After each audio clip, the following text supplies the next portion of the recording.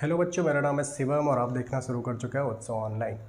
आज की क्लास में हम बात कर रहे हैं उत्सव मेडिकोस एंट्रेंस सीरीज़ की। उत्सव मेडिकोस एंट्रेंस सीरीज, उत्सव मेडिकोस कोर्स सीरीज़, हम तो कोर्स सीरीज़ ला रहे थे जिसमें हमने बताया था एक में हम पूरे एंट्रेंस एग्ज़ाम्स की बात करेंगे और एक में हम पूरे जो है कोर्स की बात करेंगे। ठीक है, तो आज हम जो अपने इंडिया में सबसे बड़ा मेडिकल का एग्ज़ाम होता है हम उसकी बात करेंगे। ठीक है, तो आज हम बात करेंगे किसकी, आप समझ गए होंगे, हम बात करने जा रहे हैं नीट की। किसकी बात कर रहे हैं? नीट की। तो सबसे पहले आज हम बात करने वाले हैं किसकी साहब? नीट की। ठीक है, तो हमने लिखा नीट। नीट सबसे पहले आप समझिए, नीट जो होता है इसका फुल फॉर्म क्या होता है। ठीक है, नीट का जो फुल फॉर्म होता है साहब वो होता है नेशनल एलिजिबिलिटी एंट्रेंस टेस्ट। ठीक, national eligibility cum entrance test. ठीक है, कम एंट्रेंस टेस्ट क्या होता है? National eligibility cum entrance test. अब नीट का ये फुल फॉर्म होता है, जो नीट एग्ज़ाम होता है उसका फुल फॉर्म क्या होता है? National eligibility cum entrance test. Hand writing में मत जाइए, आवाज़ को ज़्यादा सुनिए। ठीक है, इसका फुल फॉर्म क्या होता है? National eligibility cum entrance test. ये अपने पूरे इंडिया का, ठीक है, अपने पूरे इंडिया का सबसे बड़ा एंट्रेंस एग्ज़ाम है। ठीक है, अब इसको कंडक्ट कौन करवाती है भाई? इस एग्ज़ाम को करवाता कौन है? ठीक है, एक चीज़ है NTA, नेशनल टेस्टिंग एजेंसी। क्या नाम है? National testing agency. National testing agency ये इस एग्ज़ाम को क्या करवाती है? कंडक्ट करवाती है। नीट एग्ज़ाम को कंडक्ट कौन करवाती है? NTA करवाती है। ठीक, इतनी बात आप समझिए। अब जो नीट का एग्ज़ाम होता है साहब, ये आपके दो लेवल में होता है। किस में होता है? दो लेवल में। ठीक है, पहला जो एग्ज़ाम का पैटर्न है, पहला जो लेवल होता है उसको हम कहते हैं नीट UG, और दूसरा जो होता है वो होता है नीट PG। क्या होता है? NEET PG। नीट UG में क्या होता है? नीट UG में हम MBBS, BDS, BHMS, BMS, BHMS,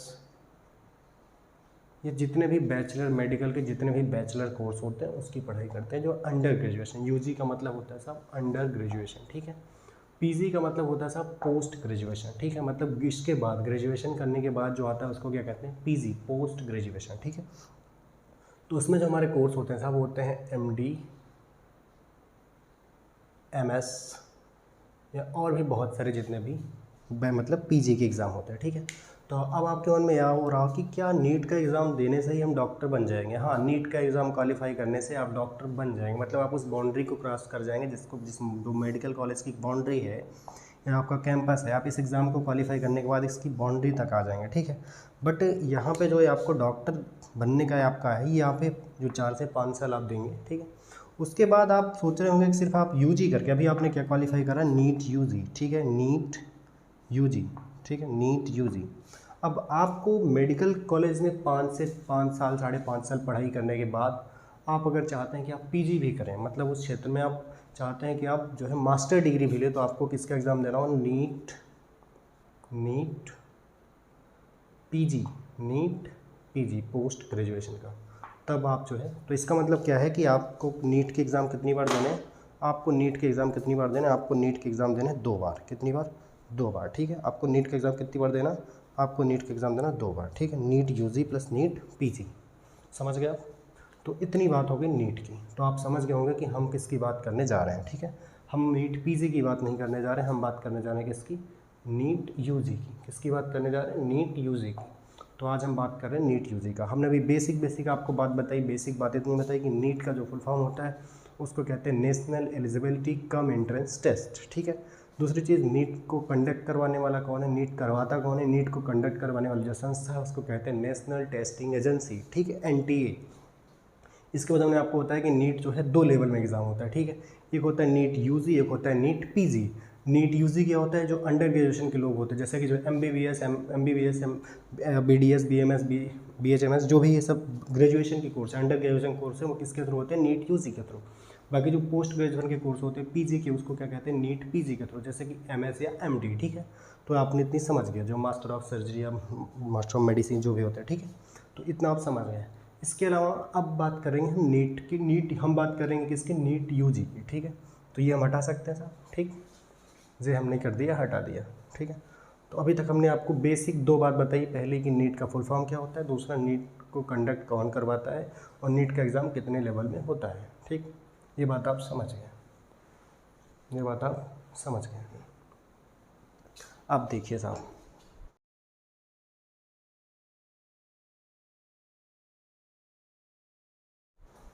NEET का जो एग्ज़ाम होता है,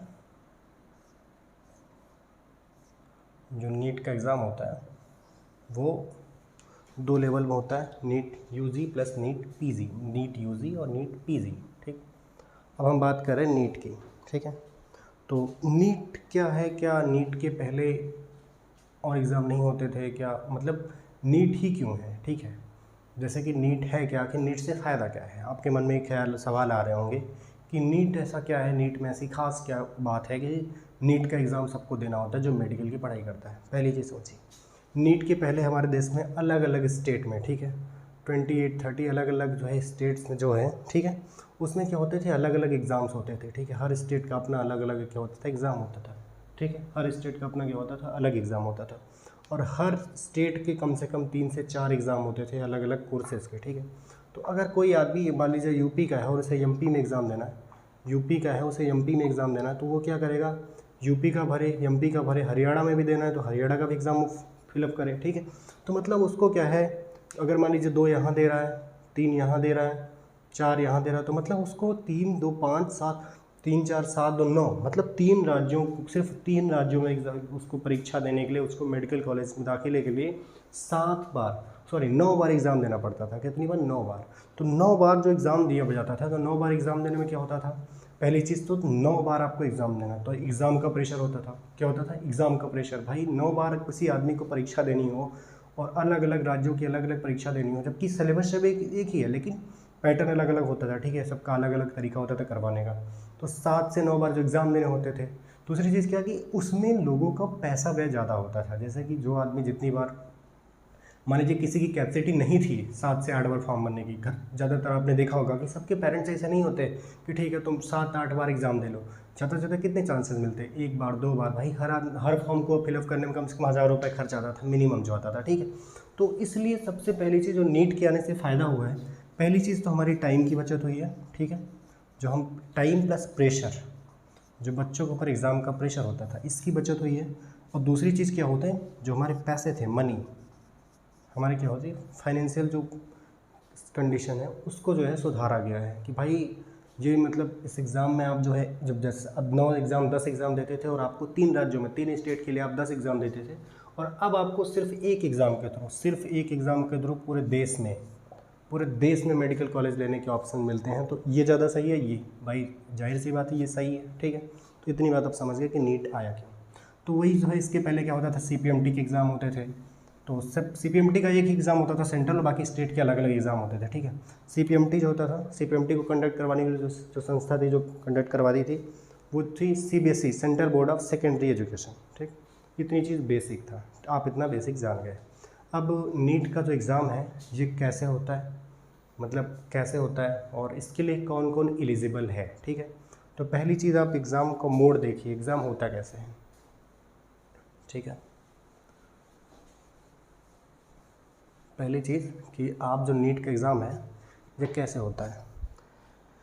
अपने देश में 700 से भी ज़्यादा, ठीक है, 700 प्लस मेडिकल कॉलेज के लिए ये एग्ज़ाम होता है, ठीक है। ये एग्ज़ाम होता है नीट का। ये एग्ज़ाम हमारा क्या होता है साहब, ये एग्ज़ाम हमारा क्या होता है, पेन पेपर मोड में होता है, पेन पेपर मोड में होता है, मतलब कि ऑफलाइन होता है। ये 700 से प्लस मेडिकल कॉलेजेस के लिए होता है, ठीक है। पेन पेपर मोड में होता है, और इस एग्ज़ाम में जो है टोटल जो है 720 मार्क्स होते हैं, और टोटल 200 क्वेश्चंस होते हैं। इसको हम आगे आपको बताएंगे बहुत डीपली, अभी बस ये थोड़ा आगे, ठीक है।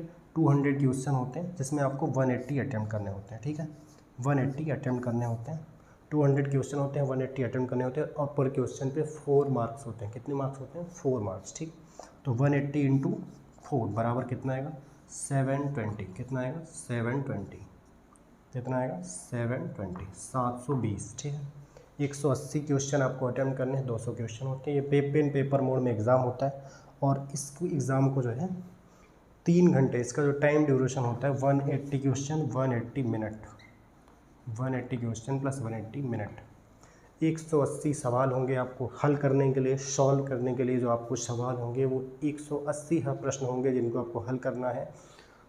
सवाल आपके 200 होंगे, सवाल आपके 200 होंगे। आपको हल कितने करने हैं? 180 मतलब 180 सवाल आपको हल करने हैं और हर सवाल के लिए आपको सिर्फ मात्र 1 मिनट मिलना है। कितना मिलना है? 1 मिनट, मतलब 180 मिनट आपको मिलना है। आपके सामने 200 सवाल होंगे और आपको 180 ही करना है। तो भैया वो जो 20 सवाल ज़्यादा हैं उसको पढ़ने में ही कम से कम 5 से 7 मिनट, आपको 10 मिनट लग जाएंगे, ठीक है। तो 10 मिनट तो ऐसे ही आपके खर्च होते हैं। 170 मिनट आपके पास बचे हैं और 180 सवाल करने हैं हमारे अकॉर्डिंग, ठीक है। तो नीट के एग्ज़ाम में जो सबसे बड़ी चीज़ होती है वो टाइम मैनेजमेंट की बात होती है। क्या होती है? Time management. आप टाइम को मैनेज कैसे करते हैं, ठीक। आगे हम बता रहे हैं और आगे कि ये कैसे किस किस सेक्शन में कैसे होता है, ठीक है। अब बात करते हैं थोड़ा एलिजिबिलिटी की। इसके लिए एलिजिबल कौन कौन है, कौन कौन नीट का एग्ज़ाम दे सकता है, ठीक है। भाई सबके मन में ख्याल आ रहा होगा, हर आदमी डॉक्टर बनना चाहता होगा बट बन कुछ ही पाते हैं, ठीक है। तो अब वो कौन कौन से भाग्यशाली लोग हैं, सौभाग्यशाली लोग हैं जो यहाँ शिरकत कर सकते हैं, मतलब यहाँ इस एग्ज़ाम में इनरोल हो सकते हैं, ठीक है। उनके लिए मैं बता रहा हूँ, या इस एग्ज़ाम के लिए अप्लाई कर सकते हैं। हम बात करेंगे इसकी एलिजिबिलिटी की, ठीक है, एलिजिबिलिटी की, ठीक है। आखिर इसके लिए एलिजिबल कौन कौन है, ठीक है। तो पहली चीज़ क्या है कि आपको भारतीय नागरिक होना ज़रूरी है, ठीक है। आप देश के नागरिक होने चाहिए, ठीक है। पहली प्रायोरिटी क्या है? इंडियन होना ज़रूरी है, ठीक है। जो उम्मीदवार है जो इस एग्ज़ाम को देने वाला है उसका इंडियन, भारतीय होना क्या है? ज़रूरी है। क्या है? भारतीय होना ज़रूरी है। सबसे जो पहली प्राथमिकता है वो ये है। आपकी जो मिनिमम उम्र होनी चाहिए, मिनिमम एज होनी चाहिए वो 17 ईयर होनी चाहिए, 17 ईयर।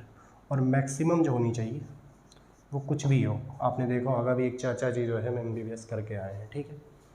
तो ये आपने एज की बात देख ली। दूसरी जो बात है, आपको यहाँ पे अगर आप अनरिजर्व्ड हैं, मतलब अनरिजर्व कैटेगरी, जहाँ जो कैटेगरीज वाइड होता है, ठीक है। जो अनरिजर्व्ड हैं अगर आप, ठीक है, तो उसके लिए आपको PCB फिज़िक्स केमिस्ट्री बायोलॉजी में आपको 12th में, कक्षा 12वीं में 50% रिज़ल्ट आपका होना चाहिए।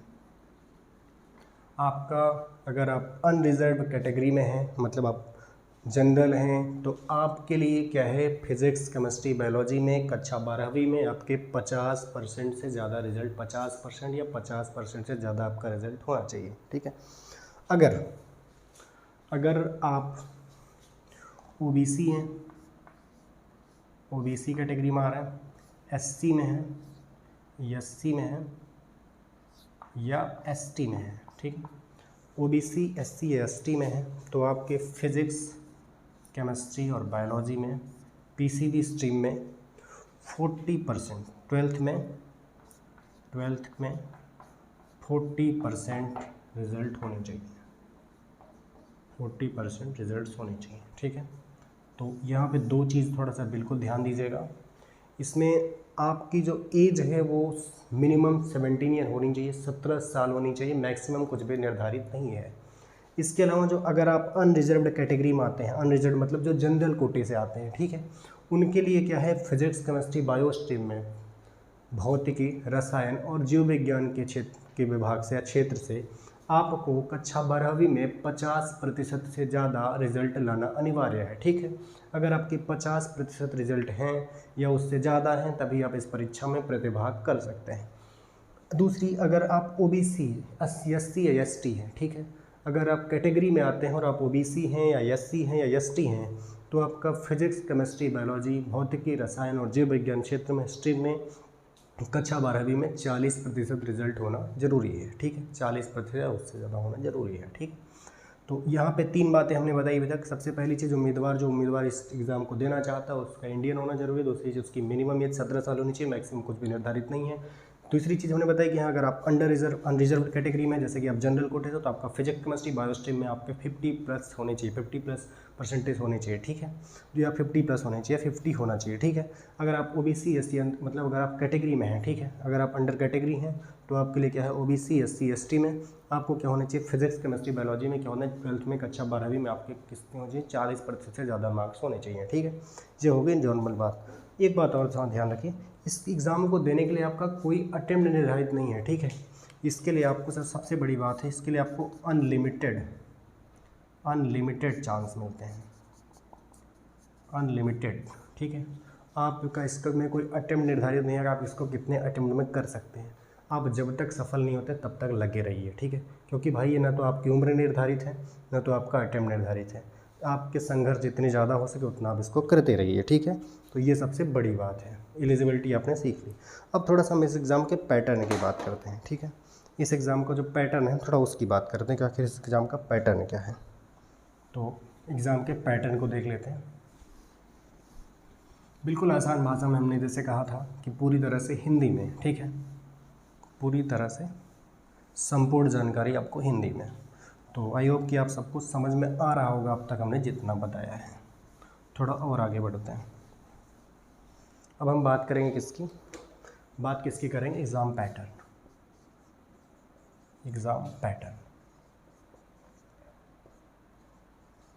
ठीक है। पहली चीज़ ध्यान दीजिए, ये एग्ज़ाम जो होता है वो कितने क्वेश्चंस उसमें होते हैं, 200 क्वेश्चंस होते हैं, ये हमने अभी बताया। आपको कितने अटेम्प्ट करने हैं, 180 अटेम्प्ट करने हैं, ठीक है। इसमें आपके लिए कितना होता है, 180 मिनट आपको मिलते हैं, 180 मिनट आपको मिलते हैं। 200 क्वेश्चन होंगे, 180 अटेम्प्ट करना है, ठीक है, और 180 मिनट आपको मिलते हैं। अब ध्यान से देखिए, ये जो हमारा एग्ज़ाम होता है ये 4 सेक्शन में डिवाइड होता है, ठीक है। फिज़िक्स,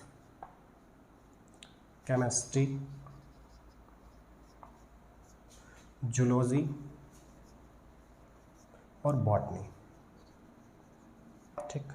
ये जो एग्ज़ाम होता है ये 4 सेक्शन में डिवाइड होता है, ठीक। फिज़िक्स, केमिस्ट्री, जूलॉजी और बॉटनी। हर सेक्शन में आपके जो है, ध्यान से देखिएगा, हर सेक्शन में आपके 50 क्वेश्चन होते हैं। कितने होते हैं, 50 क्वेश्चन होते हैं, 50 क्वेश्चन होते हैं। हर सेक्शन में आपके 50 क्वेश्चन होते हैं। 50 50 50 50, 50 × 4 मतलब 200। हमने बताया कि आपके हर सेक्शन में 50 सवाल होते हैं। आपके भौतिकी में 50 सवाल, रसायन में 50 सवाल, जंतु विज्ञान में 50 सवाल और वनस्पति विज्ञान में 50 सवाल।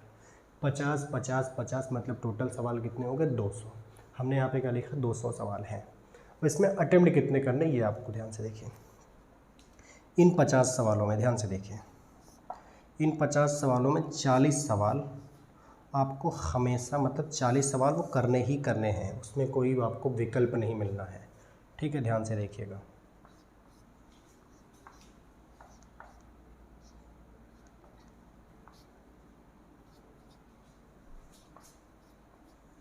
ध्यान से देखिए, वो जो 40 सवाल हैं इनको आपको करना ही करना है 50 में।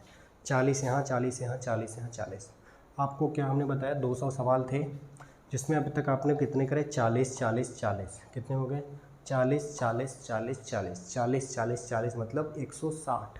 कितने कर लिए आपने, 160। टोटल आपने कितना कर लिया अभी तक, 160। और आप पूछ रहे होंगे 20 सवाल, ये बताइए, इसमें 50 सवाल है, इसमें 50 है, इसमें 50 है, इसमें 50 है, तो 20 सवाल किधर वाले करने हैं, 20 सवाल किधर वाले करने होते हैं। ध्यान से देखिएगा, ये 10 सवाल हैं, ये इसमें 10 सवाल हैं, इसमें भी जो 10 सवाल बच रहे हैं, इस 10 सवाल में आपको सिर्फ कितने अटेम्प्ट करने हैं, 5 सवाल। कितने करने हैं, 5 सवाल। इसमें कितने करने हैं, 5 सवाल।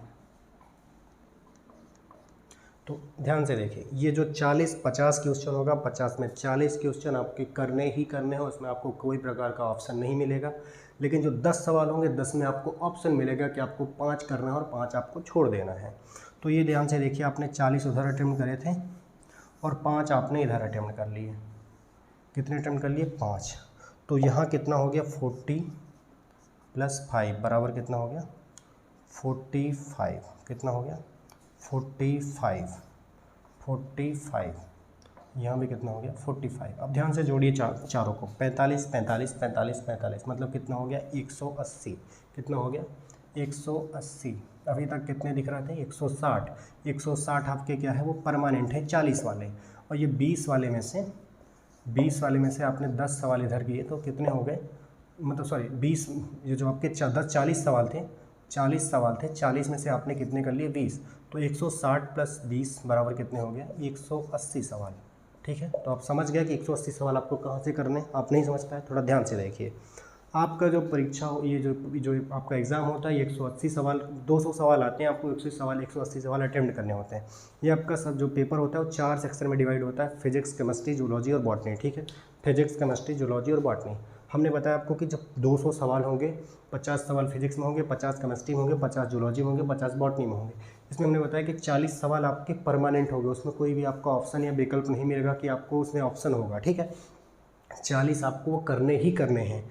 40 इसमें भी करने, 40 इसमें, 40 इसमें, 40 में। आपने चारों में 40 सवाल देखे, 4 चौके 16, 160 सवाल आपने अटेम्प्ट कर लिए। अब आप सोच रहे होंगे कि 20 सवाल कहाँ से करने हैं, तो ध्यान से देखिए, जो 50 सवाल इसमें दिए गए थे, 10 सवाल इसमें बच रहे हैं, 10 इसमें बच रहे हैं, 10 इसमें बच रहे हैं, 10 इसमें बच रहे हैं। तो इसमें जो 10 सवाल बचा है, इसमें 10 में आपको ऑप्शन दिया जाएगा कि इनमें सब में 10-10 सवाल का ऑप्शन होगा कि 10 में आपको 5 ही अटेम्प्ट करना है। ठीक है, तो 40 आपने पहले ही कर लिए थे, 5-5 और जोड़ लीजिए, तो कितने हो गए? 45 45 45 45 45 दूनी 90, 90 दूनी 180 सवाल। ठीक है, तो हमने बताया था कि 200 सवाल मिलेंगे। तो देखिए यहाँ पे 2 सवाल मिल रहे हैं, क्योंकि आपने 5 यहाँ ऑप्शन रखे हैं ना, 5 आपने अटेम्प्ट करें 10 में, 5 तो बचा है ना यहाँ पे। ध्यान से देखिए, आपने यहाँ पे 5 तो छोड़े ही है ना, 5-5, ये सवाल 5 तो आपके बचे ही हैं।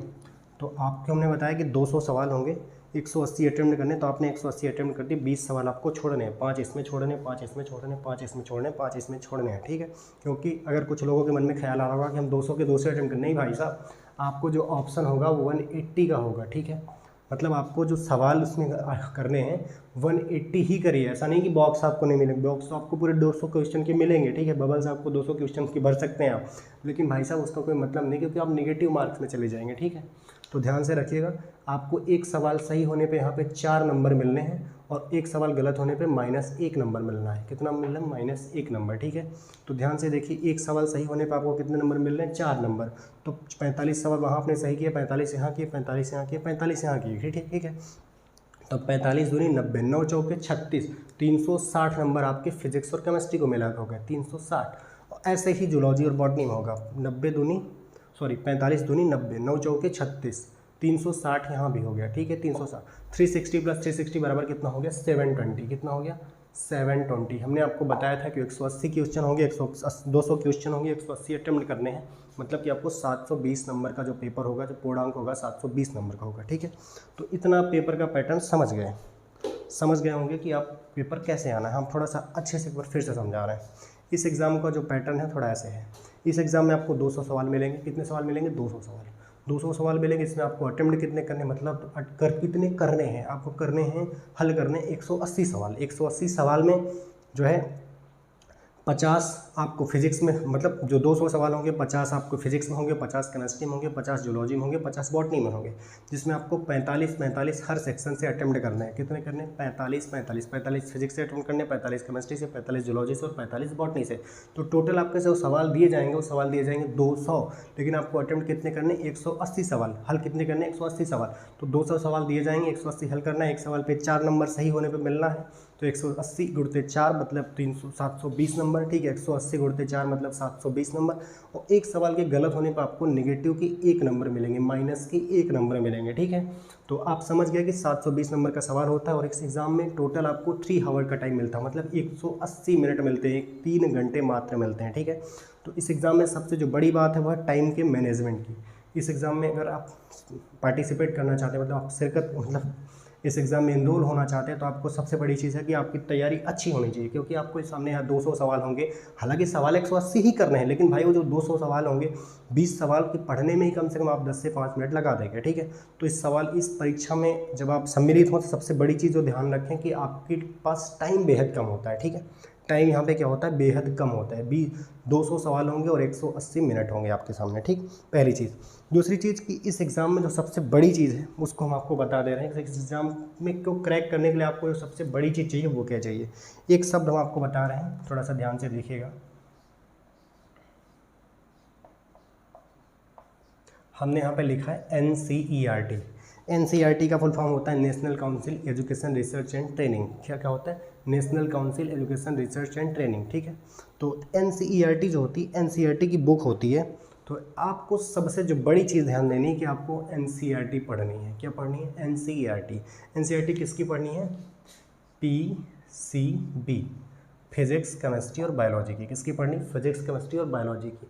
आपको किस क्लास की पढ़नी है, आपको पढ़नी है क्लास 11th की और आपको पढ़नी है क्लास 12th की। किसकी पढ़नी, क्लास 11th की और क्लास 12th की। अगर इस एग्ज़ाम को आप पूरी ईमानदारी से और अच्छे मार्क्स के साथ अच्छे मेडिकल कॉलेज में पहुंचना चाहते हैं तो आपको ध्यान देना है कि आपको फिजिक्स की, केमिस्ट्री की और बायोलॉजी की NCERT को आपको अपना ग्रंथ मान लेना है। मतलब समझ रहे हैं आप कि जितना पढ़ना है सिर्फ उसी को पढ़ना है। और आपको बता दें जितना इन 3 से 4 सालों में अब तक पेपर आया है 97% पेपर मतलब NCERT बेस्ड होता है। टोटल NCERT बेस्ड पेपर आता है, समझ रहे हैं, पूरी तरह से NCERT पे आधारित पेपर आता है। मात्र 3% जो होता है वो बाहर का कंटेंट पूछा जाता है, धोखे से, वो भी धोखे से। कोई बाहरी मतलब ऐसा नहीं कि पूछा ही जाएगा। आप समझ लीजिए कि ये बहुत अच्छी बात है कि जो गवर्नमेंट ऐसा कर रही है, ठीक है। कि मतलब समझिए कि हर आदमी अब डॉक्टर बन सकता है, जो इसको पढ़ेगा वो डॉक्टर बन जाएगा, ठीक है। तो जो NCERT जैसे गवर्नमेंट की किताब है उसको अब पढ़िए, फिजिक्स केमिस्ट्री और बायोलॉजी। सबसे बड़ी चीज़, कोई भी कोचिंग इंस्टीट्यूट तभी आपको पढ़ा पाएगी जब आप खुद से पढ़ना जानते होंगे, ठीक है। तो पहली चीज़, आप किसको प्रायोरिटी देंगे, आप किसी कोचिंग या मास्टर को प्रायोरिटी नहीं देंगे, आप किसको प्रायोरिटी देंगे, जो आपका मेन ग्रंथ है फिजिक्स केमिस्ट्री और बायोलॉजी की NCERT की किताब को, ठीक है। किसको, NCERT की किताब को। तो NCERT की किताब खरीदिए, फिजिक्स की, केमिस्ट्री की, बायोलॉजी की। अगर आपका अच्छा 11वीं में है तो आप पढ़ रहे होंगे तो आप उसी को मन लगा के पढ़िए। अगर आपका अच्छा 12वीं में है तब भी आप पढ़ रहे होंगे तो उसको भी मन लगा के पढ़िए। और अगर आप 12वीं पास कर चुके हैं तो आप ध्यान से देखिए कि अच्छा 11वीं और 12वीं की जो आपके पास किताब है उसी को मन लगा के पढ़िए। और आने वाले टाइम में, इस सेशन का तो एग्ज़ाम हो गया है, अगले सेशन में आपका एग्ज़ाम होना है, ठीक है। तो उस एग्ज़ाम में इनरोल होइए और अच्छे से अच्छे अंकों के साथ, ठीक है, अच्छे नंबरों के साथ अच्छे मार्क्स लाके अब बेहतर से बेहतर, देश के बेहतर से बेहतर मेडिकल कॉलेजेस में, आपको बता दें पहले आपको एग्ज़ाम होता था नीट का, तो होता ही था, इस साल से बहुत बेहतर हो गया है कि नीट का एग्ज़ाम होता था। तो नीट के अलावा आपको एम्स का एग्ज़ाम देना पड़ता था। एम्स मतलब all India institute of medical sciences. AIIMS के कॉलेज क्या होते हैं आप सर्च करिएगा, आपको पता चल जाएगा एम्स क्या होता है। जिपमर होता था, ठीक है। तो आप सारे एग्ज़ाम क्या कर देगा, मर्ज कर देगा। आपके पास कितनी अच्छी अपॉर्चुनिटी है कि आप देश के बेहतर मेडिकल कॉलेजों में सिर्फ एक एग्ज़ाम के थ्रू जा सकते हैं, ठीक है। तो अच्छे से पढ़ाई करें और नीट क्वालिफाई करें, ठीक है। नीट बहुत बड़ा एग्ज़ाम है और नीट में बहुत लोग पार्टिसिपेट करते हैं, आप भी पार्टिसिपेट करें, ठीक है, और बेहतर करें, ठीक है। तो आई होप कि आप सबको नीट समझ में आ गया होगा। हमने पूरा प्रयास करा, आपको एक बार फिर से रिकॉल करा रहे हैं। इस सवाल में इसमें 200 सवाल आते हैं, 180 सवाल आपको अटेम्प्ट करने हैं। 50 फिजिक्स से, 50 केमिस्ट्री से, 50 जूलॉजी से, 50 बॉटनी से, 45 अटेम्प्ट करना है। मतलब 200 सवाल होंगे, 180 अटेम्प्ट करने हैं। हर सवाल पे 4 नंबर, सही होने पे 4 नंबर मिलते हैं, गलत होने पर निगेटिव के 1 नंबर मिलते हैं, ठीक है। तो आई होप कि आप समझ गए होंगे। टोटल इसमें 180 मिनट मिलता है और सबसे बड़ी जो बात होती है टाइम मैनेजमेंट की होती है, ठीक है। तो आई होप कि आप समझ गए होंगे, ठीक है। तो आज की कहानी यहीं तक, मिलते हैं कल, अगली बात होगी, ठीक है। तो आज की कहानी यहीं तक, फिर थैंक यू, धन्यवाद।